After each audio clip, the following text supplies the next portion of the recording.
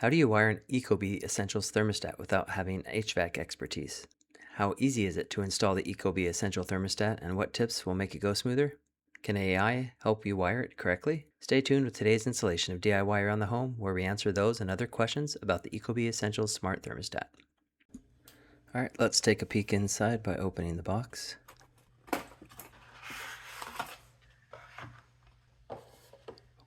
Within the box, you'll find screws, drywall anchors, a backplate, and a sheet of wiring labels with a manual. Turn off the power at the breaker. In my case, I'm just going to turn off both units for upstairs and downstairs so I don't have to worry about which one's which. Unfortunately, it's a really hot day outside, so the house is creeping up quickly. With my thermostat, you simply pull away from the wall and the unit detaches. Because my system was wired previously, I already had some labels from when I did that job. Here on the screen are the different wire labels and how they correspond to the different colors of wires. I'm marking and making note of this so I can do research and see what works for the Ecobee Smart Essentials. Ecobee has an online resource to find out if your system is compatible with their particular thermostats. You go through answering the different questions and inputting the different wires that you see in your system, and it'll let you know if your system is compatible. Here are my wires, and here are the compatible thermostats. Because the Ecobee backplate labels didn't match the labels on my wires, I went to Gemini to ask how I should wire it, and these are its results. Unfortunately, AI got the R and G PEK terminals incorrect. There were a few wires where it was extremely obvious, the yellow one going to the Y, or the G going to the G, or the C going to the C, but a couple like the R and the W were a little bit less obvious. So I just kind of guessed. Before removing the wires, pull apart the wires and give them a little bit more space. Make sure all the labels are facing towards you and snap a picture so you have a reference of where each wire went. Next, go ahead and take your small screwdriver and start loosening the different screws and pulling the wires out. While everything should be powered off and you should be fine, I still try to be careful, not let the wires touch each other. Here I'm just going through the process, removing all 5 wires.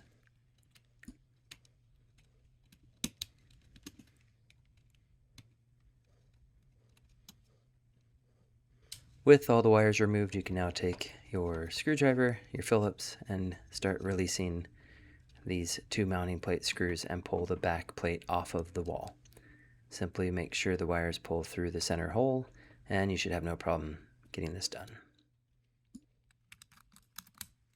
Now take the Ecobee backplate and fish the wires through the center hole and place it up against the wall. The wires should be able to hold your backplate up against the wall loosely while you go get a pencil so you can make the marks and ensure that the backplate is level.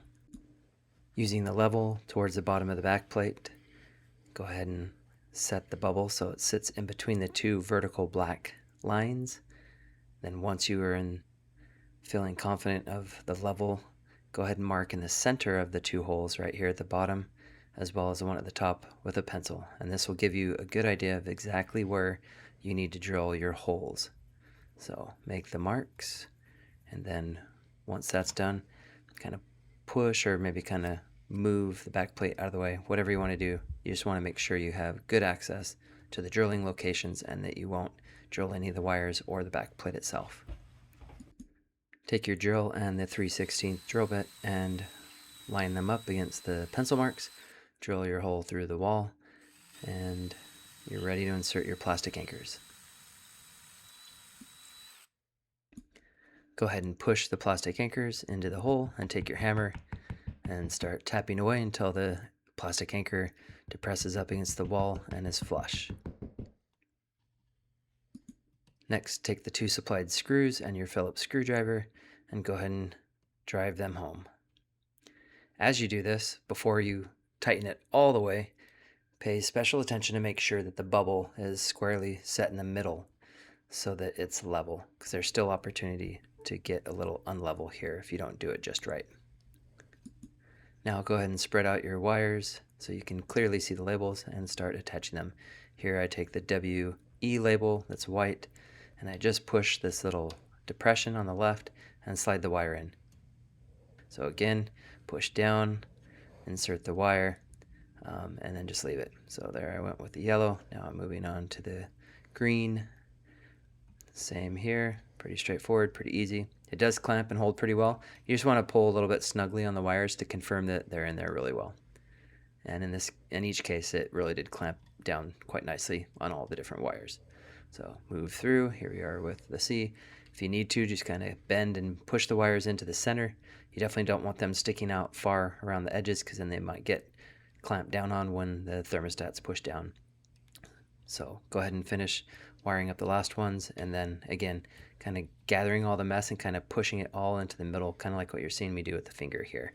That way there's clearance for when the thermostat gets placed over the backplate, which is done here.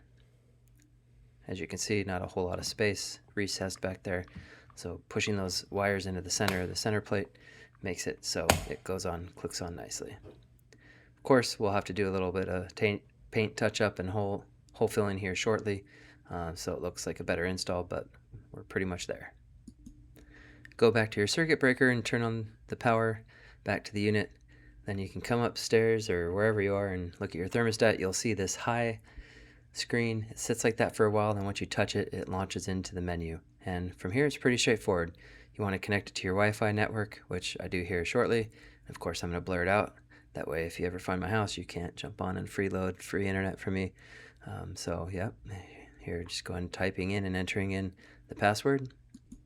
Did end up taking a little while, maybe a couple minutes, and it eventually goes completely through the process. It's found and connected to the Wi-Fi network, and then gives you the little check mark to let you know everything is a success. So from here, you go ahead and register the device using your phone by taking a picture of the QR code or typing in that 4-letter code at the bottom. Because I did not use their power extender kit, I went ahead and selected no, I did not use that. I also then confirmed that the way that they interpreted how everything was wired was that way. And then I answered a couple questions. I do have a furnace, not a boiler. And I also want the fan to be controlled via the thermostat, not by the furnace.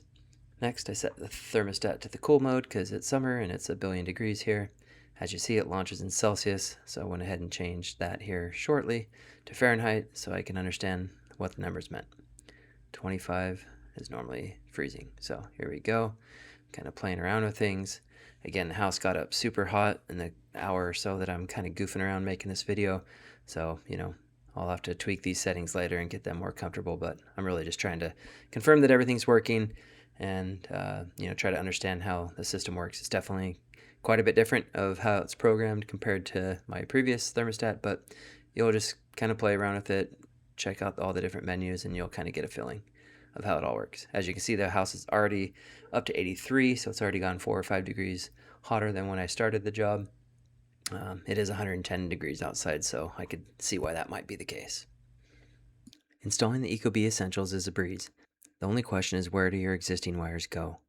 AI did a decent job pointing us in the right direction, but if you're unsure, it wouldn't hurt to get a pro's help if needed. Ultimately, we did it right and the thermostat is working great. In another video, I'll go in deep into runtime reporting and how it will help me confirm system health. That will be for another day. Long story short, we recommend the Slick thermostat and the extensive customization and notifications the app provides to help you stay on top of your home's HVAC system health. As mentioned earlier, we've linked all the items in the video description below, which, by the way, if you click on one of those links and buy something, shortly after I might get a small kickback at no cost to you.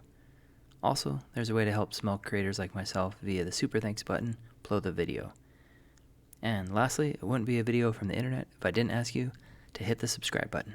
At least my pleading was at the end of the video, so you didn't have to sit through that before getting the information you came for. Regardless of what you may or may not do, I appreciate your time.